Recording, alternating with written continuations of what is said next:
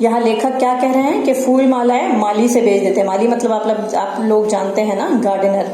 हाँ, तो अगर वो फूल माला, अब हम कभी भी किसी को वेलकम करते हैं या किसी भी जगह, कोई नई जगह जाते हैं तो किसी को गले में हार पहनाकर उनका स्वागत करते हैं। तो जब उनका स्वागत गले में हार पहनाकर, फूलों का हार पहनाकर लोगों ने किया, तो वो क्या सोच रहे हैं कि माली अगर कोई होता तो भेज देते। यहाँ पे आप लोगों को पंच लाइन समझ में आ रहा है बच्चों, कि लेखक ने किस तरह से एक सरकाज़म भी उसमें है और एक हास्य ये भी पॉइंट भी है कि उसमें हंसी भी आएगी और सरकाज़म भी होगा।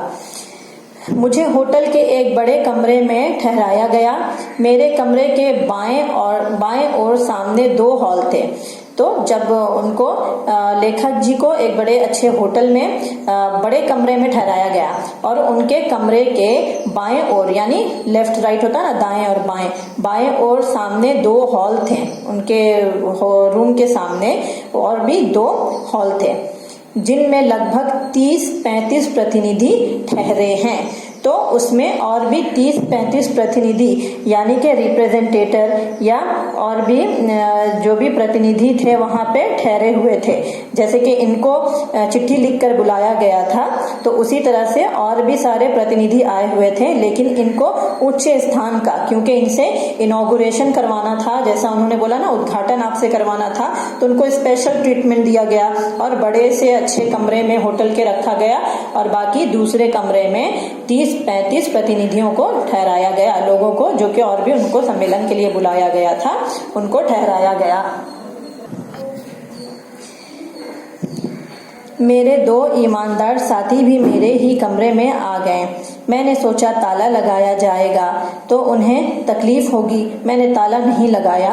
उद्घाटन शानदार हुआ। मैंने लगभग 1 घंटे तक भाषण दिया।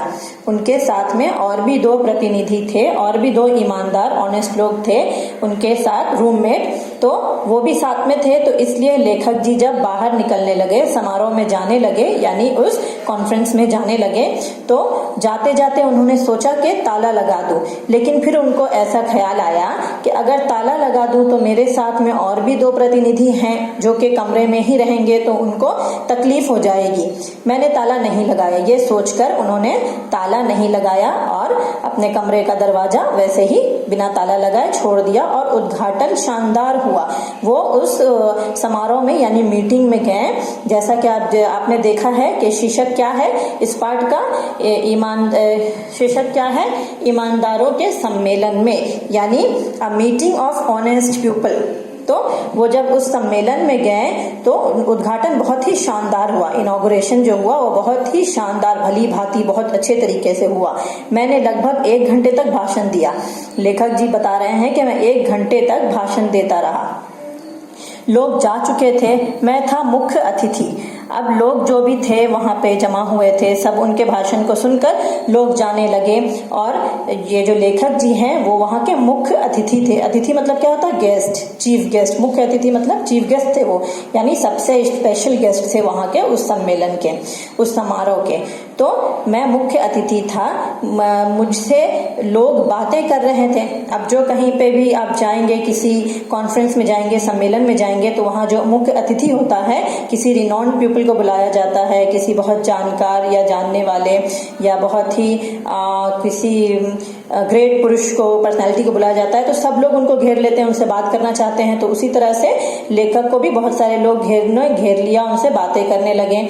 मैं चलने लगा तो चप्पल पहनने गया, देखा मेरी चप्पल गायब थी। जब वो चलने लगे, समारोह से निकले और अपना चप्पल पहनने गए तो उनकी चप्पल नहीं थी, उनकी चप्पल गायब हो गई थी, यानी कोई और पहनकर चला गया था। नई और अच्छी चप्पलें थी। अब वहां एक जोड़ी फटी पुरानी चप्पल बची थी। अब जब उन्होंने चप्पल ढूंढा तो उनको उनकी चप्पल नहीं मिली और वो चप्पल उन्होंने समारोह के लिए नई ही खरीदी होगी।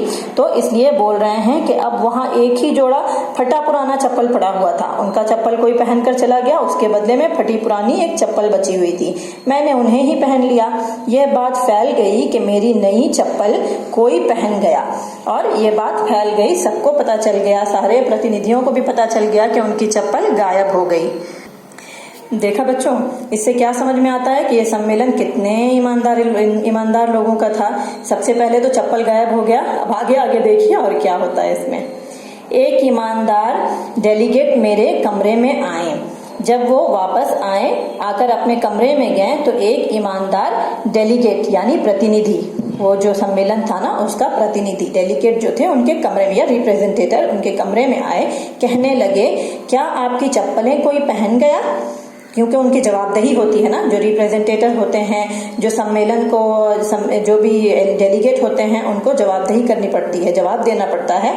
तो उन्होंने आकर पूछा, क्या आपकी चप्पलें कोई पहन गया? मैंने कहा हाँ, इतने बड़े जलसे में चप्पलों की अदला बदली तो हो ही जाती है। तो अंदर से तो लेखक को बहुत ही बुरा लग रहा था, लेकिन क्या करते बेचारे। उन्होंने कहा कि कोई बात नहीं, इतने बड़े जलसे में या इतने बड़े प्रोग्राम में चप्पल की हेरा फेरी अदला बदली तो हो ही जाती है। फिर मैंने ध्यान से देखा, उनके पाँव में मेरी ही चप्पल थी। जब लेखक ने देखा कि उस प्रतिनिधि के पैरों में लेखक जी की ही चप्पलें थी, वो भी मेरी चप्पलें देख रहे थे, और वो भी प्रतिनिधि जो थे, जो नई चप्पल लेखक के पहन कर थे, वो लेखक के पैर में चप्पल देख रहे थे। वो बहुत करके उनकी ही थी, ऐसा लगता है कि वो चप्पल उनकी ही थी। पर वो बेहिचक मुझे समझाने लगे, देखिए चप्पल एक जगह नहीं उतारनी चाहिए, एक चप्पल यहाँ उतारिए तो दूसरी 10 फीट दूर। अब यहाँ पे आप देख सकते हैं क्या है कि ये जो प्रतिनिधि थे वो खुद लेखक की चप्पल पहन कर थे, लेकिन अपने चप्पल को जब उन्होंने पहचाना, क्योंकि लेखक जो चप्पल पहन के थे वो उस प्रतिनिधि की ही चप्पल थी, लेकिन उन्होंने देखने के बावजूद भी बहुत ढिठाई के साथ उल्टा लेखक को समझाने लगे कि चप्पल एक जगह नहीं उतारनी चाहिए, बल्कि एक चप्पल यहाँ उतारिए तो दूसरी 10 फीट पर उतारिए। जैसे कि इनको भली भांति इसकी खबर थी कि ऐसा कुछ होता है या होने वाला था। तब चप्पलें चोरी नहीं होती, एक ही जगह जोड़ी होगी तो कोई भी पहन लेगा। मैंने ऐसा ही किया था। अब यहाँ देखिए वो क्या कह रहे हैं कि मैंने, जबकि वो चप्पल जो पहन कर हैं वो उनकी चप्पल नहीं थी, वो खुद लेखक जी की चप्पल थी, लेकिन क्या बोल रहे हैं कि मैंने ऐसा ही किया था इसलिए मेरी चप्पल सही सलामत बच गई करके वो ऐसा बता रहे हैं लेखक जी को कि आप भी अगर ऐसा ही करते, एक चप्पल एक जगह, दूसरी चप्पल 10 फीट की दूरी में, तो आपकी चप्पल भी मेरे चप्पल के जैसे चोरी नहीं होती। मैं देख रहा था कि वो मेरी ही चप्पल पहने हैं और मुझे ही समझा रहे हैं। लेखक जी देख रहे थे कि चप्पल तो उसने लेखक जी की पहन के रखी हुई थी और उल्टा लेखक जी को ही ज्ञान दे रहे थे। मैंने कहा, कोई बात नहीं, सुबह दूसरी खरीद लूंगा, आपकी चप्पलें नहीं गई, ये गनीमत है। लेखक जी ने फिर से उनको ताना कसते हुए कहा कि अच्छा हुआ आपकी चप्पलें नहीं गई, मेरा क्या है, मैं सुबह दूसरी चप्पल खरीद लूंगा, आपकी चप्पल सलामत है, यही बहुत है, गनीमत है। फिर मैंने देखा कि एक बिस्तर की चादर गायब थी।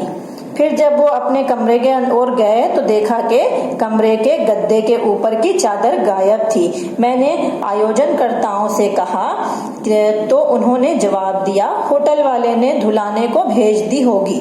जब चादर नहीं देखकर उन्होंने आयोजनकर्ताओं को, यानी जो ऑर्गेनाइजर थे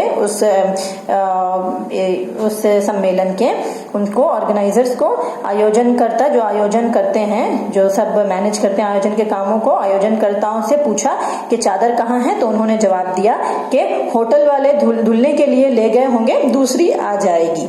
पर दूसरी आई नहीं, पर दूसरी चादर नहीं आई। दूसरे दिन अब गोष्ठियां शुरू हो गईं। रात को गोष्ठियों से लौटा, देखा कि 2 और चादरें गायब हैं, तीनों चली गई। अब जब दूसरा दिन होता है तो दूसरा दिन गोष्ठियां शुरू हुई। गोष्ठियां का मतलब है सेमिनार। वो जिसलिए आए थे ना, तो वो 3, 4, 5 दिनों का सम्मेलन था, सेमिनार था दूसरे दिन। तो जब वो सेमिनार में गए तो उन्होंने वापस आकर क्या देखा कि 2 और चादरें गायब थी, उनके कमरे की 2 चादर और, यानी कुल मिलाकर 3 चादरें गायब हो चुकी थी। दूसरे दिन बैठक में जाने के लिए धूप का चश्मा खोजने लगा तो नहीं मिली। शाम को तो था। अब जब उसके भी दूसरे दिन सम्मेलन, तीसरे दिन जब उन्होंने बैठक में जाने के लिए यानी वही प्रोग्राम में जाने के लिए उन्होंने अपना धूप का चश्मा, सनग्लास जब ढूंढना शुरू किया, खोजना शुरू किया, तो सनग्लास भी नहीं मिले उनको, धूप का चश्मा नहीं मिला। लेकिन वो सोचने लगे कि कल शाम को तो चश्मा यही था, आज कहाँ चला गया। मैंने 1-2 लोगों से कहा तो बात फैल गई। लेखक जी ने 1-2 लोगों से इसके बारे में चर्चा किया कि मेरा धूप का चश्मा, सनग्लास नहीं मिल रहा है, तो बात फैल गई कि लेखक जी का, जो हमारे मुख्य अतिथि हैं, उनका धूप का चश्मा गायब हो गया है।